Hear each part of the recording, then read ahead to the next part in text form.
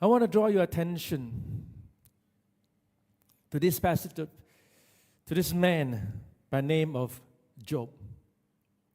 And Job has a very similar situation that we are talking about.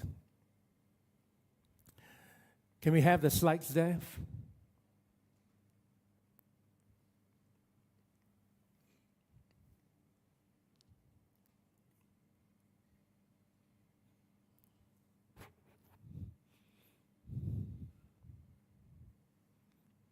Nothing coming out of the screen.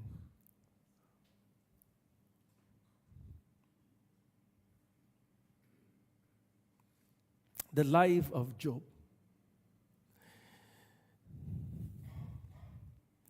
If you know about Job, Job was a very God-fearing man, right?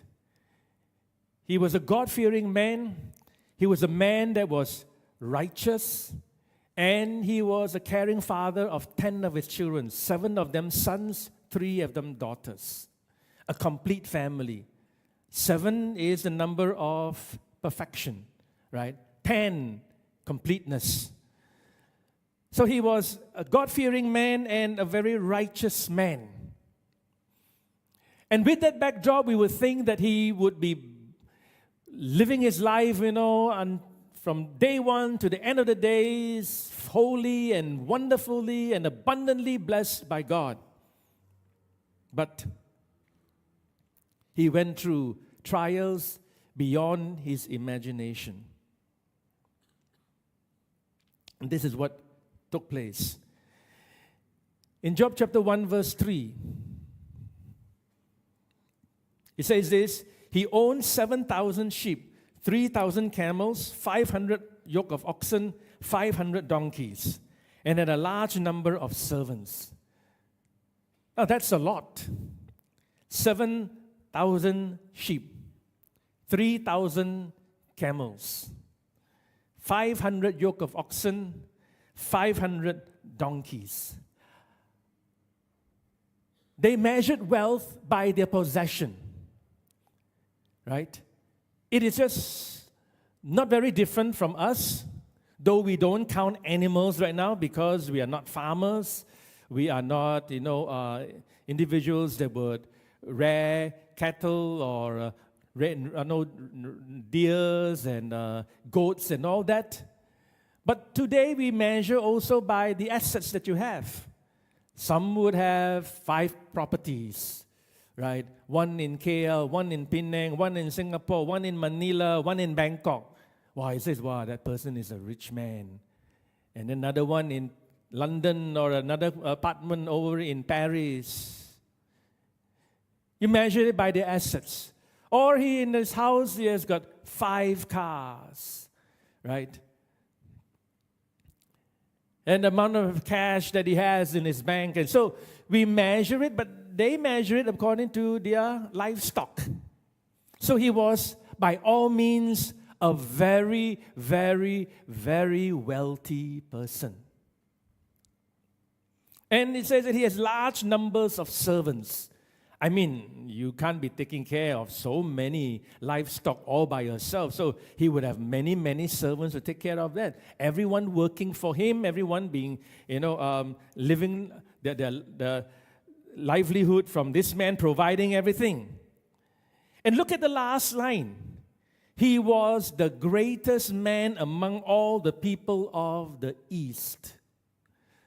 Take note, not one of the greatest men. I mean, if you're one of the greatest men in the East, canggih already, all right? Right now, they say that Mark Zuckerberg is about to become a trillionaire. And you know who is already a trillionaire? Yeah, Elon Musk. Okay? But he's about to become a trillionaire, making it second in the whole world. But here, Among all the people of the East, he was the greatest man. That means people come to him, respect him, honor him, came to him asking for his wisdom, asking for his business tips. How do you do that? How do you get this done and all that? And, make some ways, make some connection. So he was a very much sought after man, a man that would sit at the gate to make decisions. But later on, you'll find out he no longer sits at the gate, but he sits among a pile of ashes, his body totally decaying away. What happened? We surely would think that such a man will not, go through such horrible circumstances. But in Job chapter 1, verse 7,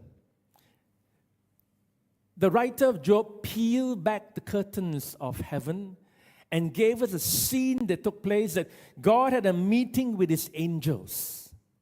With all of the angels around, there was one figure that was there, who's to you and I, that's not supposed to be there. You and I, he just gate crashed the meeting. How was it there? I don't know, but he was there. Satan was there, and the Lord had a conversation with Satan. Where have you come from? And what is the answer? From roaming through the earth and going back and forth in it. Roaming to and fro. Everywhere. And what was he doing? You know what he was doing in the book of James? What does James tell us? That the devil is roaring lion. Okay? Waiting for someone to pounce on, waiting to attack an individual, to destroy their walk, destroy their faith, to destroy their family, to destroy the church. That's what the enemy does. Where have you come from? From roaming to and fro and going back. And the very word Satan, if you check, right, that word actually means accuser. The accuser. And so that's where he immediately turned over.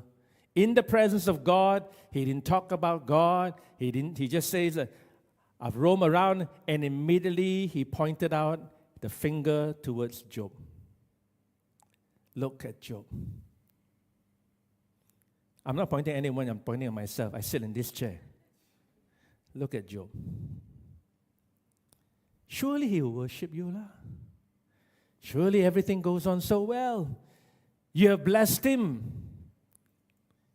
But God, if you were to take away everything that he has, I am very sure he will curse you.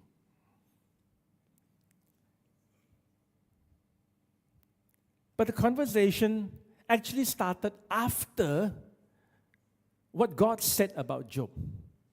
In fact, God was so proud of Job that he has these words to say, right? I want you to read it. Job 1 verse 8. Ready? 1, 2, go.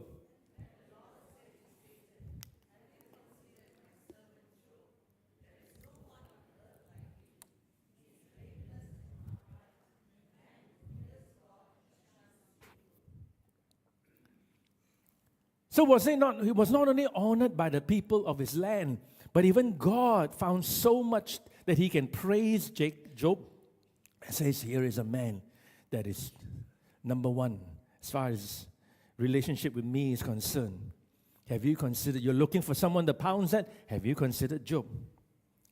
Blameless, upright, a man who fears God and shuns evil. It means he stays away from evil. And that's when Job claims that Satan claims that Job will curse God. That's what he wants to do. Put you in such a situation, put you in such a hard place that you will be tempted to curse God. In Job chapter 1 verse 9 to 11. Does Job fear God for nothing? Satan replied. Have you not put a hedge around him and his household and everything he has? You have blessed the work of his hands, so that his flocks and his herds are spread throughout the land. But stretch out your hand and strike everything he has, and he will surely curse you to your face. So the accusation is there. Job worships you for a reason, because you are just simply too good to him. Anybody would worship you. But if you turn things around, you would see his real character, his real face. We do not understand many of these things, but God says, you have permission. You have permission to do what you are suggesting. And I'm wondering why God would allow it, but He is sovereign. No matter what the enemy does, nothing happens without God allowing it, even though it may be bad things. But God had so much faith in Job that when he is tested that way, he will still be walking right with the Lord. Can I say this to you? If you are serving God for any length of time and season, you will definitely be strongly, a target of the enemy's attack. And the stronger the attack may be, actually is God having confidence in you that, bro, obviously it doesn't call us bro, son, I have confidence in you that you can handle it. That you can handle it. Small things other people may be able to handle. It may be breaking someone else, break from someone else, right? But you, Job, I have confidence in you. And so the devil went to work. He stirred up a group called the Sabians. And the Sabians stole the donkeys and the oxen. That's the next slide. The sheep that were the grazing, the Bible says, fire fell, likely from a lightning. Okay, and it struck the sheep, and the whole barn, 7,000 of the sheep were killed. Then there was rising from 3 different angles, the Chaldeans all came together, and they stole the camels. So one by one, a servant came running, and it says that the Sabians have come in, taken away all the oxen and the donkeys, killed all the servants. I alone am alive, coming to report. And before even, the scripture says, before he could even finish giving the exact situation that took place, the person came and it says, fire came and killed all the sheep. Destroyed all the servants as well. And before he could even, and third bad news came along, and it says the Chaldeans came, and the camels were all stolen away. And the fourth was the most devastating. It says there was a strong wind that came and blew from the desert, and it shook the house of your eldest son, and all your children were having a celebration there, and the house fell, and none of your children are alive, including all the servants that are there. Only me, myself, have come back to report to you.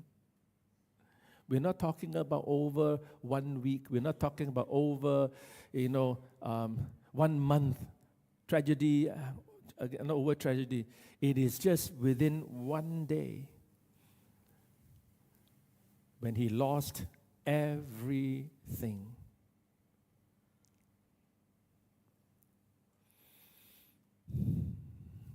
I look at Job. He was a man of such strength in his inner being. I don't know about you, but I sure wouldn't have been able to stand whatever Job has gone through. Could you imagine getting news? Oh, your 5 properties, each one set on fire, gone, no more. Insurance not paying. What about your vehicles? Oh, somehow someone broke into your massive garage and drove all of the vehicles away, right? Your bank account has been hacked. Scammers came in and took out every dime that belonged to you. And your children, all of them in one place, suddenly they consumed something, poison that was there. None of them made it.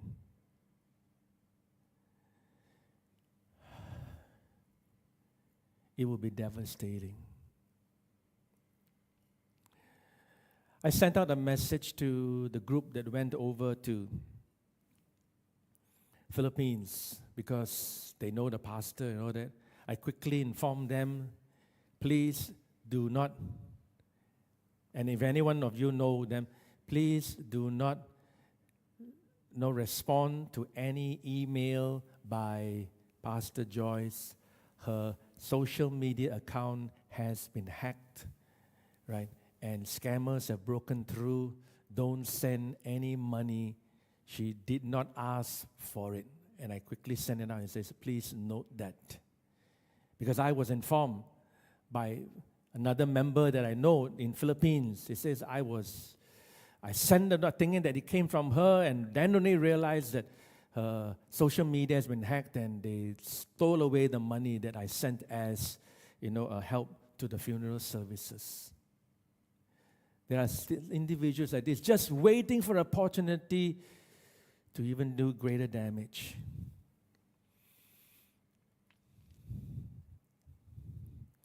For any lesser man, we have been thrown away everything and walk away. This is what it tells us in Job chapter 1, verse 20 to 22.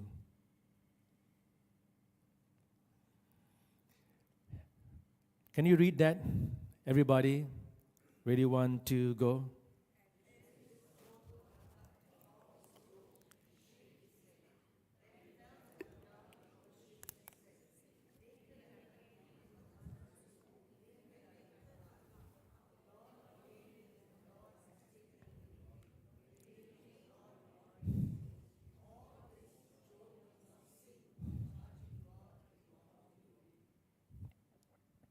What a response from Job.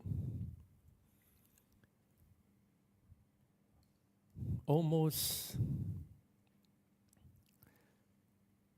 I put it this way, almost superhuman for the way that he responded to the tragedy. Compared to Job, far, far, weaker than him. I remember there was one time a church member came many, many years ago. He says, Pastor, this has been a bad week. A bad week, and it says that, there was so many mishaps, right? He says, my car had an accident. Something went wrong inside my house. And so, Pastor, tell me, why didn't God protect me? Why God allowed these things to happen to me? And with these two little normal incidents happen, the person is already shaken in the faith. And comparing to what happened to Job, this is how Job responded. It says, at this, Job got up, tore his robe, and shaved his head. He tore his robe and shaved his head. Now, in those days, the robes are not made of polyester, like our shirts. Polyester mixed with a little bit of cotton and all that.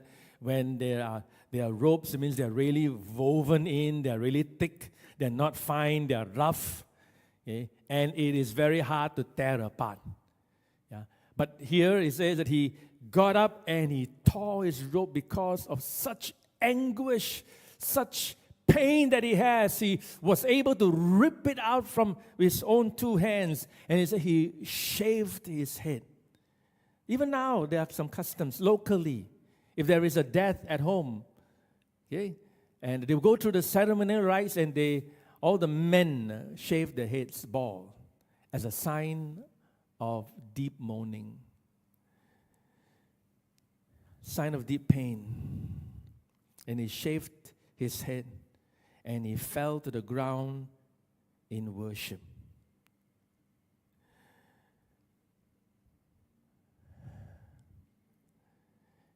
It broke him, but it brought him to bow his knees before God. And he worshiped the Lord. And then he said this, naked I came from my mother's womb, naked I will depart. We all come naked into this world. And we all came when you were born with clothes, bow tie, shorts, none. You know, human beings are basically hairless. You may grow a lot of hair when you age, but a baby, you know, except for Esau, he was very hairy when he was born. Most are not. Okay? And they were born naked, he came, naked he will go. Besides the nice suit they will put on, me, when it's my time to go, I will not be able to carry anything with me. My iPad will be useless. My iPhone will be useless. My car keys will be useless. Right? Whatever I own will be useless. If they put in there, grave robbers will come and steal them away.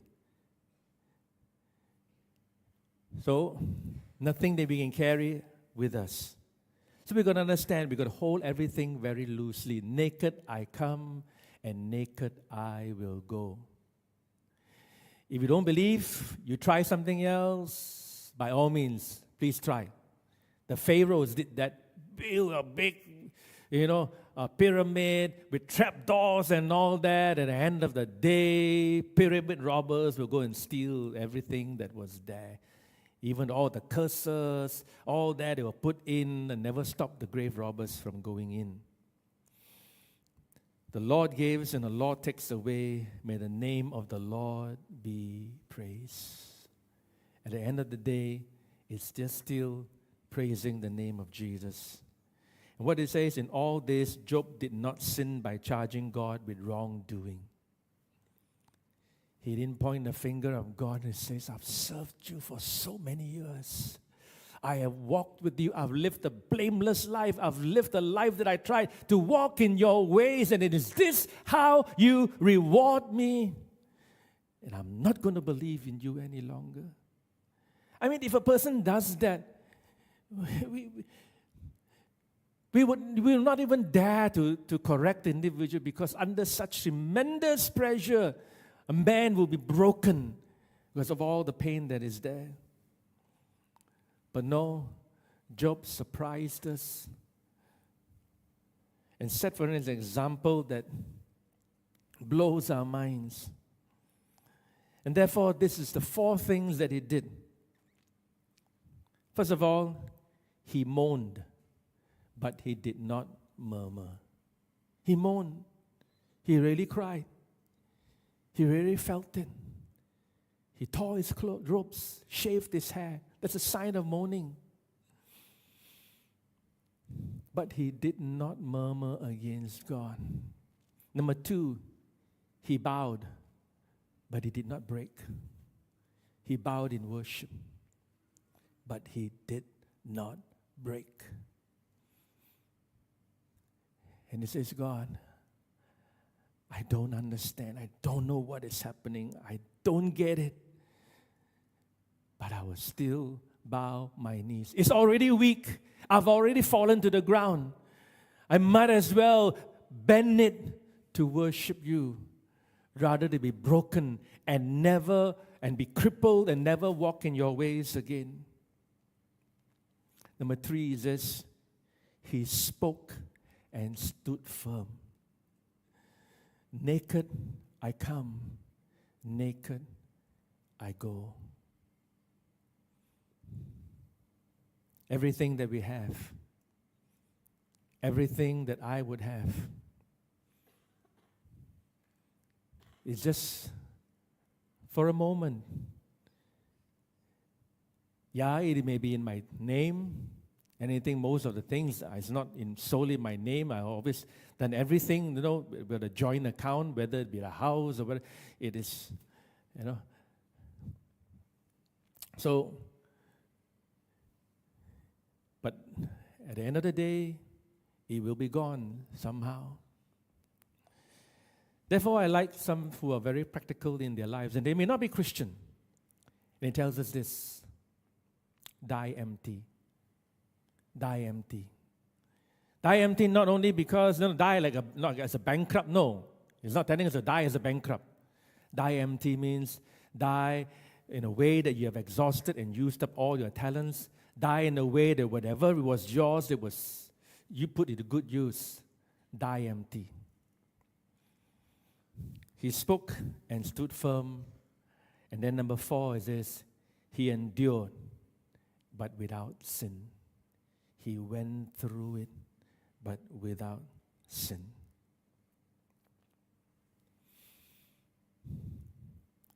The sermon series for this month is what in the world is happening. Okay, what in the world is happening?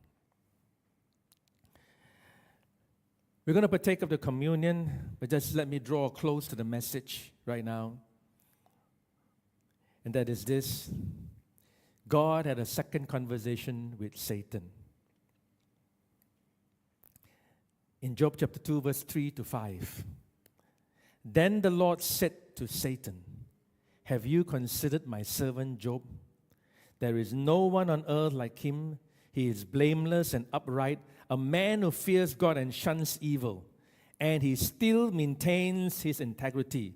Though you incited me against him to ruin him without any reason." Listen to what it says. You incited me to ruin him without any reason. I want you to keep that at the back of your mind.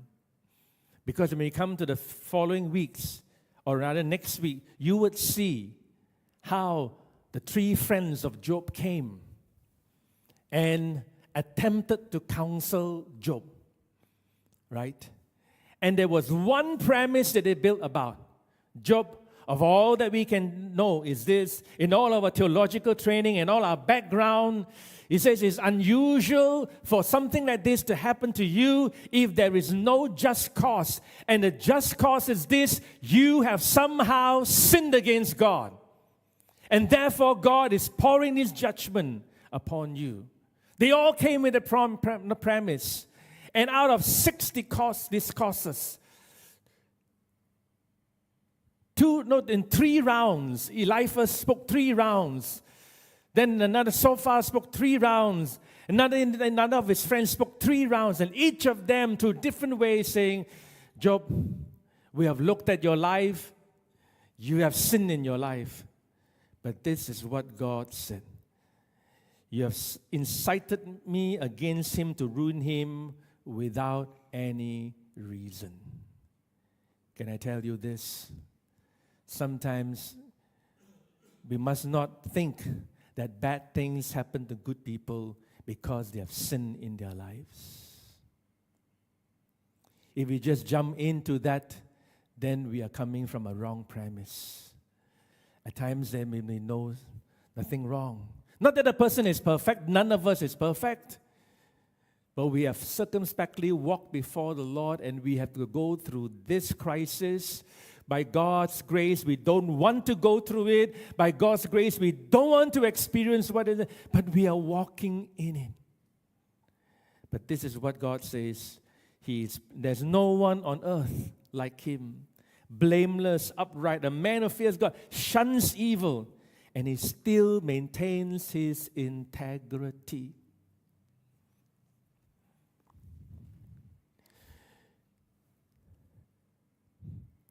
That's a powerful statement. He still maintains his integrity. Even though all of this, the person has sacrificed, paid so high a price, gone through so much, maintaining, guarding his integrity. Though his friends are accusing him, shutting him down, telling that he is such a bad person, he's a sinner. But Job knows, God knows, you have maintained your integrity before me. It takes a lot of sacrifice to maintain integrity. I ask by God's grace, He will help us to do that. So I do not know what situation you are in right now. Perhaps going through a very difficult trial. Perhaps going through things that you scratch your head and say, God, I simply don't understand. From chapter 1 to chapter 42, all the 42 chapters, we are hoping to get solace to hear a reply. Why does God allow the righteous to suffer? Can I just give you the very ending in chapter 42? For all these 42 chapters, God never told Job why he had to suffer.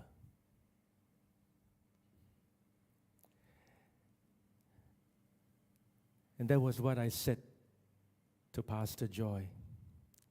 I say, raging in your mind right now, you'll be asking, and I know that you just can't stop it. You just can't, tell the thought to stop it and say, why, God? Why did this happen to my husband? Why? Why? No last words to say to me. Why? He's been serving God. Why? I told her this, frankly. I did not come from Malaysia to come all the way to the Philippines to give an answer. He says, I have got no answer for you. I can't tell you what's the answer to the church. But somehow you could find yourself, get over the question of why and get to the next question of what must I do now? That's the only way to come out of the depression and the discouragement that you are going through. What must I do now?